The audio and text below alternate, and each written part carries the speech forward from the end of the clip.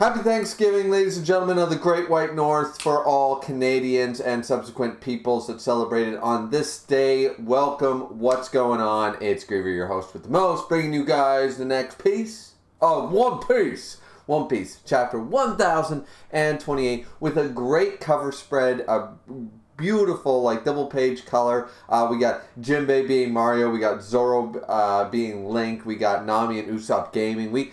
It's quite a bit of fun. I don't recognize all the characters necessarily, like Frankie's obviously Donkey Kong and that kind of thing. I think Luffy's meant to be, like, Ryu from Street Fighter or something. I'm not 100% actually, and I don't know who the other ones are actually supposed to be. Some of them I think I know, but it doesn't look quite right, so I don't really know. Like, who's Sanji? Who's Sanji supposed to be? I have no idea. But anyways, that's not the point of the chapter. The point of the chapter is we're clearly jumping into Zoro versus King, right? The only hype fight outside of Luffy versus Kaido, this is going to be the hype fight, right? This is the fight we're all going to see, right? End of the last chapter, all that fun jazz.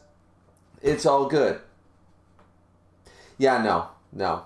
Unfortunately, the Sanji fanboys cried too fucking loud, and now we get a Sanji chapter. And honestly, didn't really like the chapter that much. Not gonna lie. Is it building some hype? Sure it is. Is it good for Rob Lucci fans? Sure it is. Is it good for Sanji fans? Sure it is.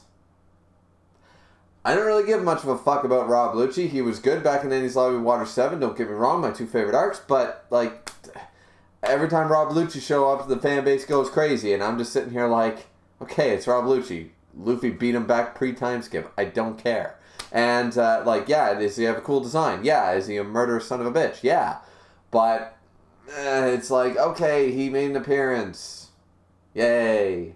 You know? And then we also have Sanji, once again, with this whole idea that, anyways, we'll just go into the chapter because there's a few things to talk about. Number one is the beginning of the chapter isn't bad, though. I should say that. Like, the chapter overall, did it build some hype? Yes, it did, because what we're getting is we still don't know what the dynamic between, like, where Rob Lucci is in the Aegis Zero, like, hierarchy. We don't know who's who. No, not that. But we don't know who's the leader.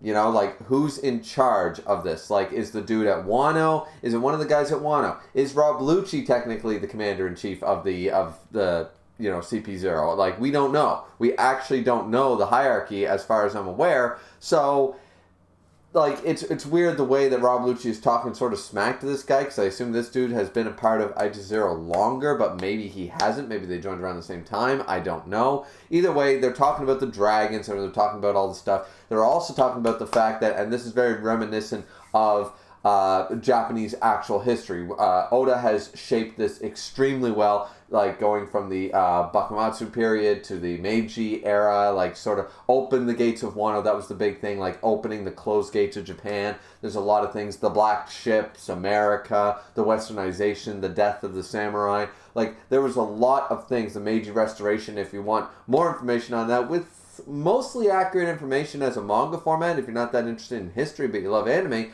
definitely go check out Rurouni Kenshin, because they do a very, very good job of explaining sort of how that sort of came to be and the politics. If you really look at the fine print in the background of that show, manga, anime, whatever, you'll definitely notice a lot of the politics that were behind that and stuff. They don't go into all the details, but if you read all the subsequent material, then you do a little research on your own, you'll get the gist of what Oda's going for here. Wano is representing Japan, and the history is sort of right there for the taking. So, because Rob Lucci is basically reporting two things. Number one, they want to bring back Nico Robin.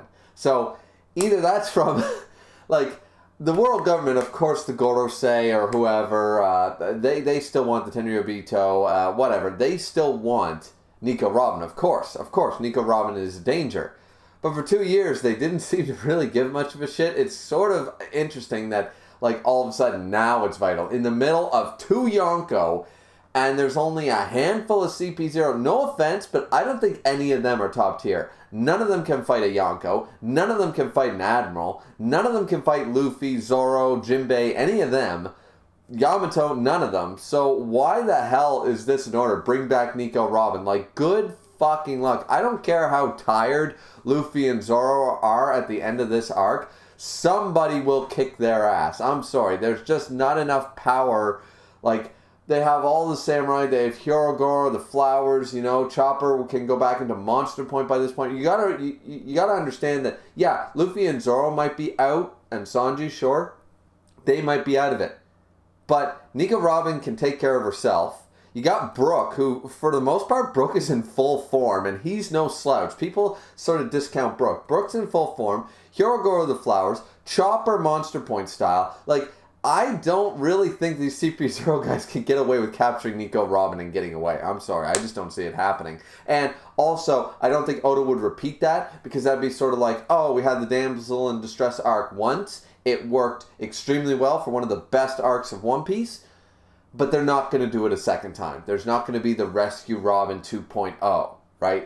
They're not going to do that. Oda's not going to do that. So this, to me, yeah, it's like, okay, either Rob Lucci's really bitter. He's like, you need to bring back Nico Robin. That bitch escaped me. Or it's a legitimate order, which it could still be, and nonetheless, it's still not going to happen. So the weight of this order, like, since we were introduced to Robin's backstory, we knew the world government was so afraid of her and she's so dangerous and stuff. So this is really nothing new. Everybody's going to go, but it's like, no, Oda's not going to do Damsel in Distress 2.0, and Robin's never going to get captured.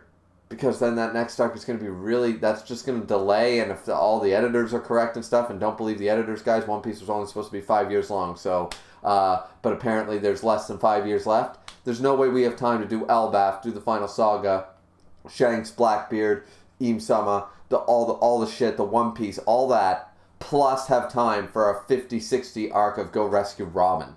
Like, again, like, it's just not going to happen. So, though people are shocked by this order is weak. It's weak sauce. It's going nowhere as far as I'm concerned. So that's why I'm sort of like, yeah, Rob Lucci shows up just to say something that we know is never going to happen. So, sort of like, when you think about it logically, it's like, it's scary at first, but then when you realize from a storytelling perspective it's awful and not going to happen, then it's like, So, and also, of course, the ships are off. They're basically going to be like, okay, the moment, if Kaido is defeated, and Big Mom, if the Yonko are defeated, then we take Wano right then and there. We have all the ships off the coastline. We're going to do this. Now, is that possible? Absolutely. Will the Straw Hats get away?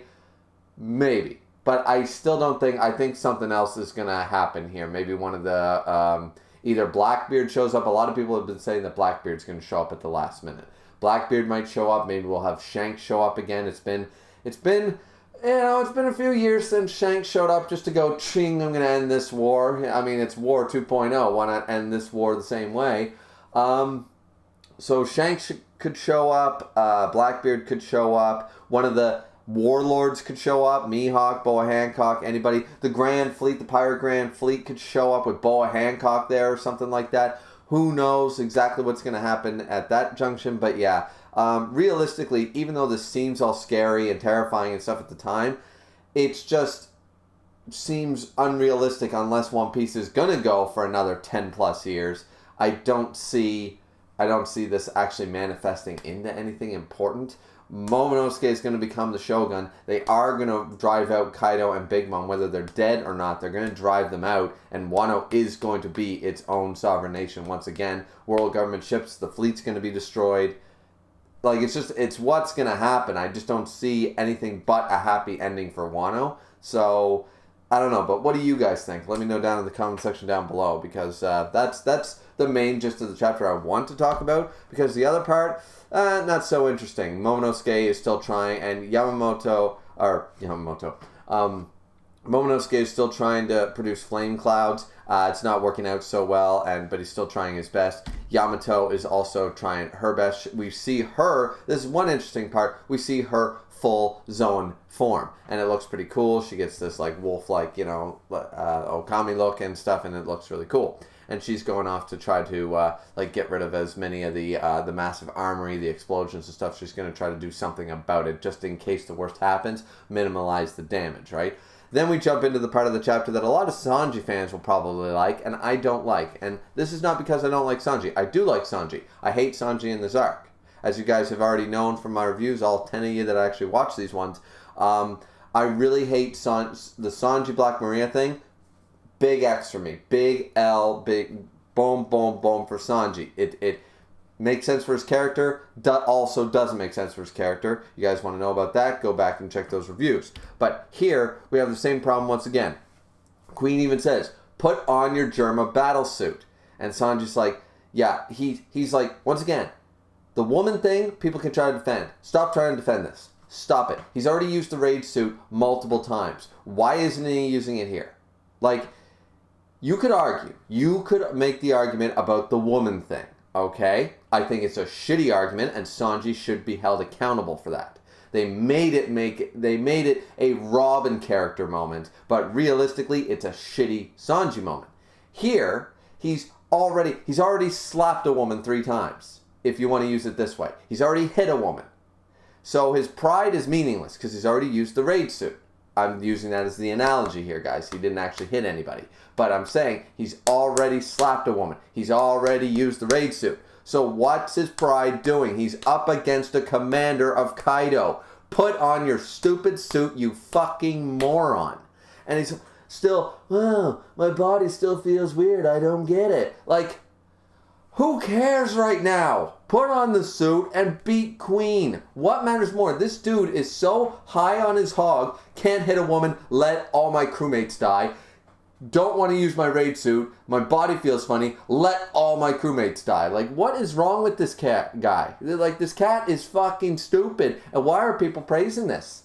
I don't get it. I'm going to get dislikes for this, but honestly, and I really like Sanji. I like Sanji, but Wano has treated him poorly. And I'm sorry if you're a Sanji fanboy. You can't deny that Sanji has been maybe acting in character, but it's time for him to get some fucking balls.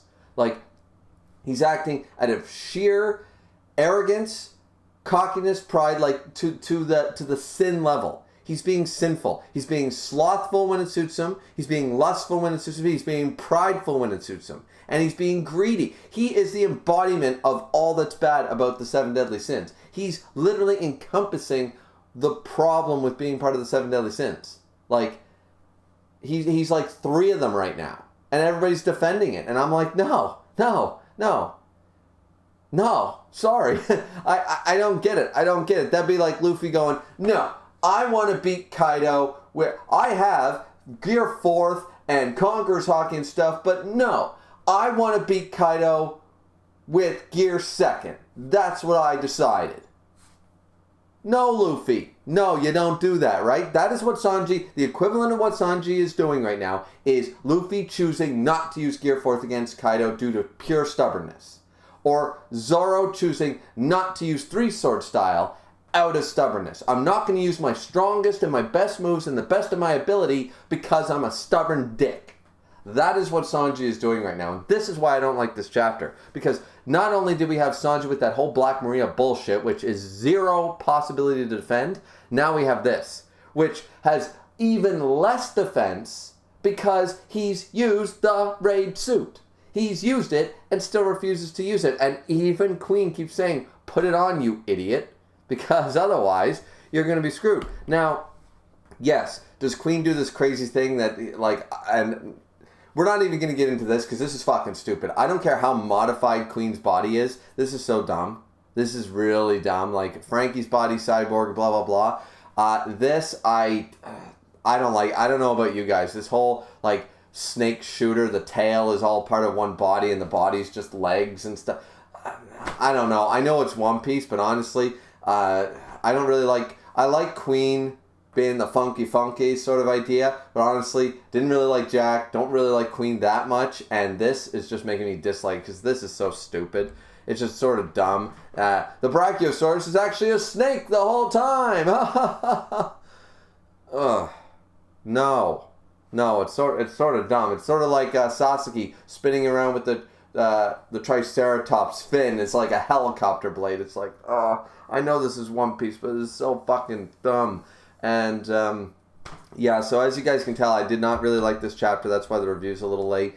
Sanji apparently has gained the power of a latent ability. Everybody was talking about it, so let's just be real. Basically, he put the raid suit on, and his latent ability showed up. That's going to be the explanation. It's not that, oh, why all of a sudden he's been fighting all these battles. He's been, you know, through Alabasta and through Thriller Bark, and he's been through Fisherman Island, and he's been through Dressrosa. Like Sanji has been in multiple battles. If it was like experience, like hockey blooms, you know, if it was a blooming thing with the Vinsmoke Germa 66 bullshit, then he should have gotten it long ago. No, it's the use of the raid suit. He started using the raid suit, and now all of a sudden it unlocked his latent potential or something in the nick of time. Oh, I don't know. I don't really like it. I think it's Oda's pulling this one out of his ass. I think he's trying to give Sanji, like, the raid suit wasn't enough. The raid suit was Sanji's power-up, and now they're trying to make it that, oh, Sanji has, like, a double power-up. For what reason, I have no idea. Queen breaks his sword up against Sanji's body, and Sanji's still complaining about, not that he didn't use the raid suit, but now he is finally modified. Oh god, this sucks. It's like, would you stop thinking about your own fucking self for once in a while? Why don't you think about the thousands of samurai that are dying right now? Why don't you think about your captain up on a roof fighting against the man who can't be killed? Why don't you think about somebody other than yourself, you lazy, slothful, prideful, arrogant son of a bitch? Honestly, hate Sanji in this chapter. All he's done in Wano is piss me off. He's done nothing to contribute to the entirety of this arc, and all he did in the Big Mom arc was beat up Luffy and bake a fucking cake. He's done nothing of note for 2 fucking arcs now, and people still like this guy. And when he is involved in a battle like this, an important battle, he's just a whiner. He's just, like, I feel like I need to serve, like, Sanji right now. He's a chef. I feel like I should have a cheese platter out. Because I feel like he needs, you know, he needs some Gouda, he needs some Havarti, he needs some mozzarella. You know what he needs? He needs cheese to go with all his wine. Because he's whining like a little bitch all the time. I can't hit women. I can't use a raid suit. I don't want to be a mustard. Wham, wham, wham, me. There are people dying around you, fucking Sanji. Fucking pull up your... grow some balls and act like a man. Like, I've loved Sanji since the Baratie, since he was introduced. Sanji was one of the coolest characters, and he has been shit on as far as I'm concerned now. Now, a lot of people are going to defend him here. This is the end of the chapter, but realistically, I could just keep ranting about how much I hate Sanji in this arc. I hate Sanji in this arc because I'm just finally seeing the flaws. That he's not willing to put his own morals aside. He's not willing to do the Mandalorian stuff. He's not willing to take off the helmet to save somebody. That is what Sanji has proven. He's not willing to take off the helmet to save Baby Yoda. Sanji wouldn't do it, Baby Yoda would be dead. He wouldn't take off the helmet. That's all I'm saying. That's the truth. That is what Sanji is. He's refusing to give up his code and his morals to save the life of someone. He's not being a very good character right now. He's not being a great character. He's definitely not a good role model. At all. So, that's all I'm telling you. That's all I'm telling you guys. I don't like Sanji in this arc. I hope Sanji does better after this fight. But if I never see Sanji for the rest of this arc, it'll be too fucking soon. Because I don't want to hate Sanji. But right now, current running One Piece, I hate him. And I know it's a strong word. But right now, there's nothing for me to like about Sanji right now. Nothing. I'll have to go back and read pre-time skip Sanji just to start liking him again. That's how bad I feel about this. But let me know what you guys think down in the comment section down below. Like, comment, and subscribe as always. And don't forget to. And if you dislike the video, just tell me that I'm totally wrong about Sanji and you dislike the video because I shit on Sanji. At least let me know if you're going to dislike the video. Please and thank you. And don't forget to drink responsibly is always the fourth and most important thing. And we'll see you guys back in next time for the next piece of One Piece, chapter 1029. Thanks guys so much for watching. Happy Thanksgiving. See you next time.